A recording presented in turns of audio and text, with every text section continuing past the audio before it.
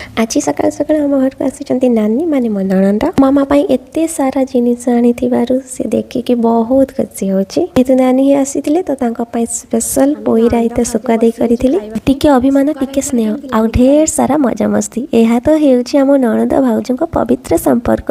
तो लंच रे हितला मटन आ मटन करिथिले नानी। घर नणंद भाउजंको मिसिकी सांग भली रहंती से घर सरकारु मध्ये सुंदर होइताय।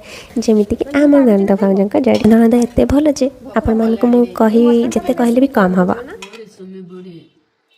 आज बढ़िया मटन टी करते बढ़िया वासना होची ना। इवनिंग रे पिला मानका पई हेइतला वेजिटेबल परोटा आलू देकी जहा कि मनै चंती नानी वेजिटेबल देकी परोटा करथली। गोटे परोटा रेडी कि हम छोटा जियो किछि दिन पई आसी चंती कि मो हातरो सब किछि काम नै गलेनी। एटा कोन ठीक करू चंती तो घर को जियो आसंती बुलिबा पई किछि दिन रेस्ट नबा पई किंतु मन नणंद संपूर्ण भाबरे अलगा। मु जते कहले मो कथा जमा बेसी सुनंतनी। जा भी हो पिला मानका पई परोटा रेडी आ से माने खाइ कि पूरा खुशी भी। आज रो वीडियो जदि आपन मन को भलो लागिथिबो निश्चित लाइक कमेंट शेयर करबे। आज पे एतिकी रहिली जय जगन्नाथ।